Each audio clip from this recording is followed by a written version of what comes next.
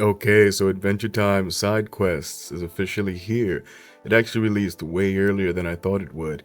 Right now it's June 29th, very early in the morning for me. I thought it was going to release on Disney Plus and Hulu at about 3 a.m. because that's usually like the time frame of when Disney Plus and Hulu releases new series and new episodes, but no, it hit about 12 a.m. or even 12:30 a.m. I believe. So that was a nice little surprise for me because I'm kind of a night owl. So I was up and I was ready to go to watch this new show, and I knew I wanted to talk about it. So I got right into it. And this will just be my first impressions on the first two episodes of the show because if you guys don't know, they released the entire first season, so about 20 episodes, Disney Plus and Hulu, and it's going to be like that for now. I believe later on during the year they're going to release the series on HBO Max, so this series is going to be bouncing from place to place, but as of right now it's Disney Plus and Hulu. And I think there was a good choice. I think it was a good choice because I think Disney Plus, especially being the juggernaut that it is, I mean, the Disney company is worldwide famous and owns pretty much everything. This series is going to get the promotion that it needs, and it's kind of mind boggling to me to even think about the fact that Adventure Time, one of the staples of Cartoon Network, is now airing on a Disney platform. I mean, you would ask 12-year-old me, 13-year-old me, like, would this be a thing? And I mean, I couldn't even fathom it. But the world we live in now, I mean, streaming is such a big thing that this can happen. We can have Adventure Time airing on a Disney platform and nobody questions it. Well, I do. I question it. But yeah, so that's how it's going to be airing for now. Now, with all that out the way, let's get into the actual series now. A lot of people were worried about certain things about this series. Most talked about was the animation and the new art style. I mean, it was all over X, it was all over social media, people giving their opinions on the promotional material, kind of questioning the new direction with the animation. And I have to say, now that we get to see the actual series, in my opinion, and I'm a huge Adventure Time fan, I mean, I've been talking about Adventure Time online since I was 13, 14 years old.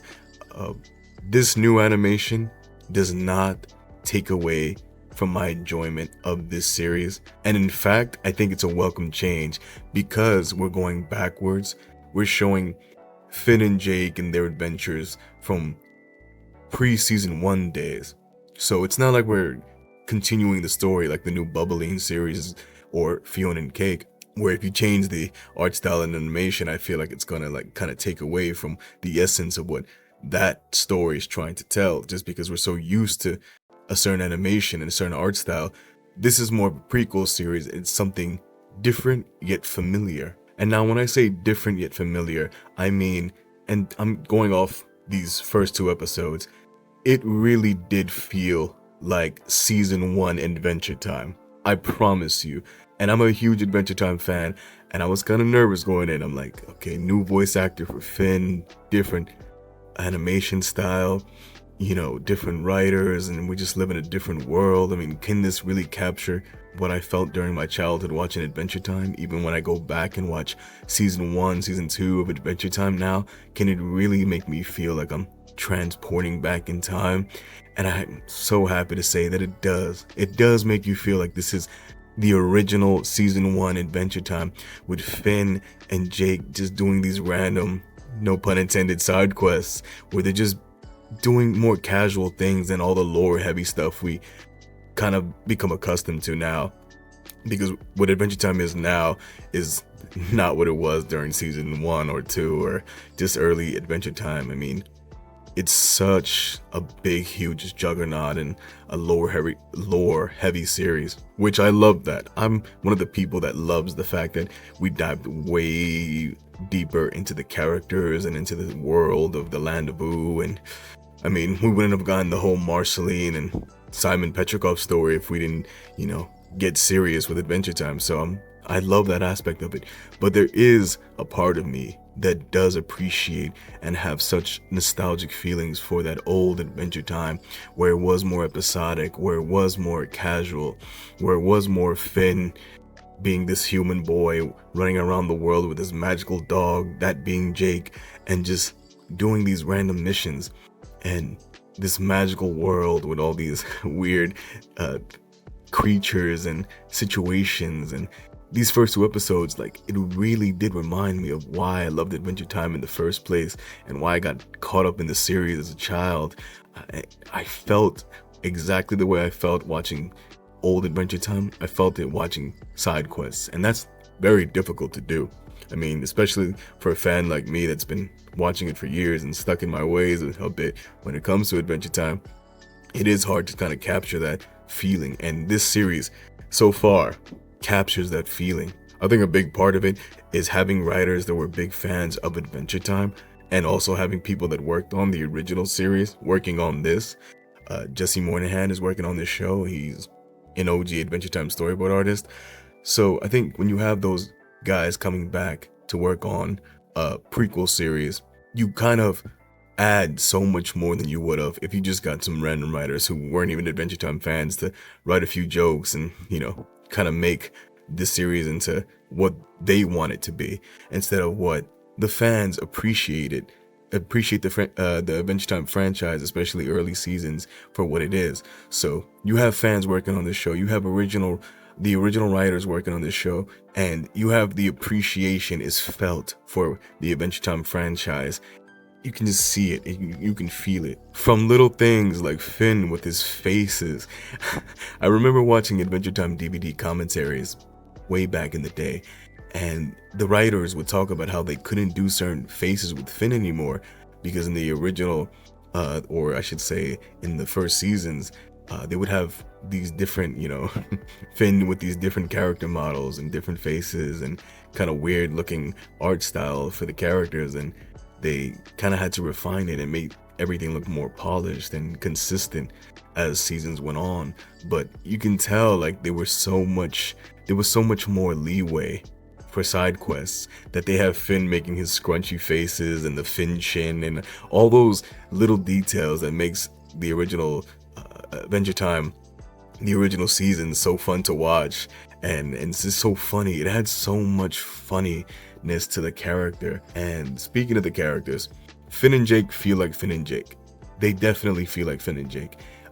And I should mention too, and I mentioned this in the beginning of the video, but the voice acting for Finn in this series is gonna feel different for people because Jeremy Shada is not voicing Finn in this series.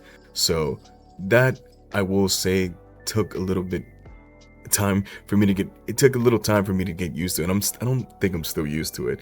I mean, I'm only two episodes in. I gotta watch a bit more of the show. There's 18 more episodes, but I can see that being a problem for people, even though I feel like the new voice actor for Finn is giving as close as possible to a performance that is so perfect, in the sense that it's like a homage to Jeremy Shada's younger voice, Finn. It's a homage, but this new VA also adds their own spice to it and a certain energy that is needed for this type of series, because this is more of like a whimsical, episodic thing where Finn needs to have a lot of energy.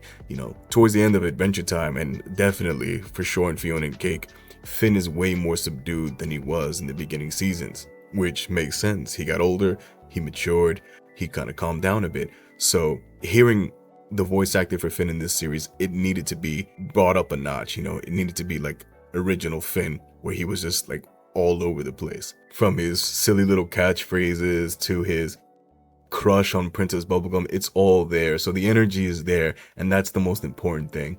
And I think if I watch more episodes of this show, I will definitely, it won't take me long to get used to the new voice acting for Finn, or the new voice for Finn, because the acting, it feels very similar to what Jeremy Shada brought to the table back in the day. It's just the voice is slightly different, and I really don't mind it. The animation and the voice acting it just hits for me. It hits for me, and the jokes and the writing, they hit for me. Not only are they funny, and they genuinely made me laugh. These first two episodes made me laugh out loud. It also made me excited to see more episodes of this series, to see what other jokes kind of match that original Adventure Time feel, because the jokes, they were funny, but they also felt like something you would see out of season 1 of Adventure Time. And I mean, I can go back and watch the early seasons of Adventure Time and just sit back, relax, and enjoy them and laugh and have a good time. And that's how I feel about this series so far. So definitely, I would say the first 2 episodes, just give me my first impressions. They hit all the notes for me. It feels like something that we had before. It feels like something that is so familiar, but also it brings something new to the table. That's not just like, let's bring back Adventure Time and make new episodes that's, just the same old stuff. It feels different with the new animation, the tone. And even though the tone feels very similar to the early seasons of Adventure Time, it is so refreshing to see and feel, because we're so used to, at this point, Fiona and Cake and later seasons of Adventure Time, and we're just so used to that kind of vibe and that tone where it's way more lore heavy and serious, and the jokes are way more subdued because Finn, the main character, is way more subdued. It feels refreshing to have this, whimsical, childlike wonder that Finn had, and I'm really enjoying it so far. I don't want to babble on anymore because I do want to, watch more of the show and then give my ultimate thoughts on the first season. But I'm so happy. It feels weird to me because I've been talking about Adventure Time for so long that now that I'm at the age that I'm at now, and I'm pretty up there, I'm getting up there. No, but it's just weird that like it's almost full circle moment for me.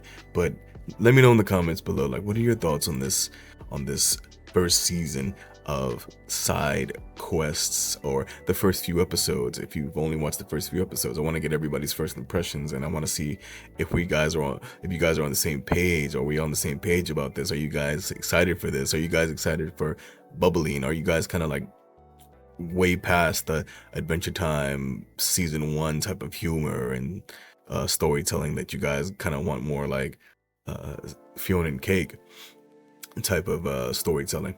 Let me know in the comments below, and thank you guys for watching. I really appreciate it. Take care.